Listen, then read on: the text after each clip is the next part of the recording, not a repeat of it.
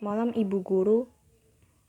Saya Jelian Julia dari kelas 10 IPS 2 nomor absen 3 ingin mengerjakan ulangan saya. Jawaban halaman 30. Siapa saja yang ikut terlibat dalam peristiwa hukuman mati dan kematian Yesus? Maria Magdalena, Bunda Maria, Simon dari Kirene, para pemuka agama, para wanita. Mengapa saat di Taman Getsemani Tuhan Yesus juga mengalami ketakutan? Karena Tuhan Yesus takut akan kematiannya. Dan beliau dan Tuhan Yesus juga manusia. Teladan apa yang paling kamu hayati dari kisah sengsara Yesus Kristus? Tuhan Yesus Kristus sengsara di kayu salib untuk membebaskan manusia dari dosa. Jelaskan bahwa wafat Yesus sebagai tanda ketaatan dan kesetiaannya pada Bapa. Wafat Yesus sebagai bentuk ketaatannya kepada Allah untuk membebaskan manusia dari dosa. Jelaskan yang dimaksud dengan istilah Pekan Suci dan Trihari Suci. Pekan Suci adalah hari di mana kita mengenang Tuhan Yesus yang masih hidup. Sedangkan Trihari Suci adalah Rabu Abu, Kamis Putih, dan Jumat Agung. Jawaban halaman 39. Apa isi pokok yang terkandung dalam bacaan Korintus 1 bab 15 ayat 3 sampai dengan 8 tentang kebangkitan Yesus? Apa isi pokok yang terkandung dalam bacaan Korintus 1 bab 15 ayat 20 sampai dengan 23 dan apa maknanya bagi kita sekarang? Kristus sebagai buah sulung, yaitu maknanya bagi kita adalah hanya Yesus Kristus yang bisa membebaskan kita dari dosa. Jawaban halaman 43. Jelaskan makna makam kosong dalam peristiwa kebangkitan Yesus. Yesus sebagai Tuhan. Sebutkan 3 bentuk tindakan yang dijiwai oleh semangat kebangkitan. Semangat untuk mewartakan kerajaan Allah, semangat untuk membantu sesama, semangat untuk aktif dalam kegiatan gereja. Bagaimanakah mewartakan kebangkitan Tuhan untuk zaman ini? Mewartakan kebangkitan Tuhan dengan disesuaikan dengan perkembangan zaman. Mengapa Allah membangkitkan Yesus? Untuk membuktikan kepada manusia bahwa Allah itu ada. Jelaskan maksud bahwa Kristus menjadi pengantara kita pada Bapa. Kristus ada di tengah-tengah kita. Sekarang saya ingin bercerita tentang kisah sengsara, wafat, dan kebangkitan Yesus. Pertama, Yesus dibawa ke Taman Getsemani. Pergi ke Taman Getsemani. Lalu ditangkap oleh para pasukan-pasukan Pontius Pilatus. Pada saat itu Yesus dibawa ke hadapan Pontius Pilatus dan para pemuka agama.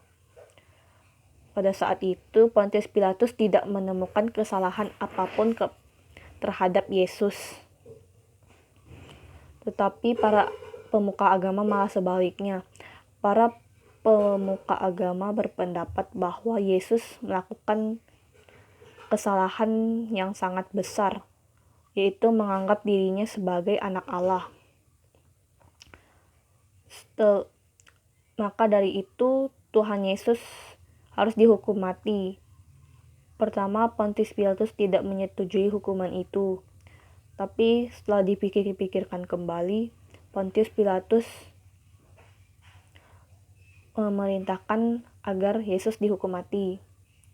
Saat itu Yesus disiksa oleh para pasukan dan diberikan jubah ungu serta mahkota berduri dan dibawa ke Bukit Golgota. Saat itu Tuhan Yesus jatuh sebanyak 3 kali. Tuhan Yesus diusapi wajahnya oleh Veronica. Pada saat itu Bunda Maria dan para wanita di sana bersedih melihat keadaan Yesus. Saat Tuhan Yesus terjatuh membawa salib, ada seseorang yang bernama Simon dari Kirene membantunya. Saat sampai di Bukit Golgota, Tuhan Yesus haus dan dia diberi anggur asam oleh para pasukan. Dan setelah itu, Yesus dihukum di kayu salib.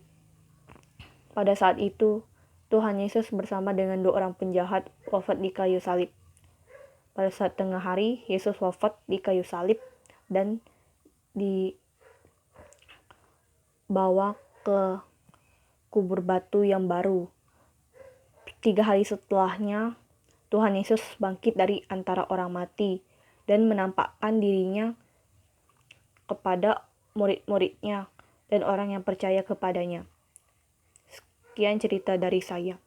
Sekarang saya ingin berdoa yang berkaitan dengan penyertaan belajar dan mukjizat masa wabah virus corona.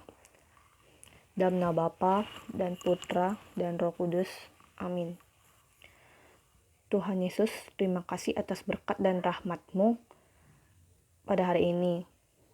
Ya Tuhan, tolong sertailah saya dalam pelajaran pada masa pandemi ini agar bermanfaat bagi masa depan saya. Serta berikanlah mujizat-Mu pada wabah virus corona ini agar segera berakhir dari muka bumi ini dan orang-orang dapat beraktivitas dengan normal. Demi Kristus Tuhan dan pengantara kami. Amin. Dalam nama Bapa dan Putra dan Roh Kudus. Amin. Moto saya adalah hidup untuk orang lain.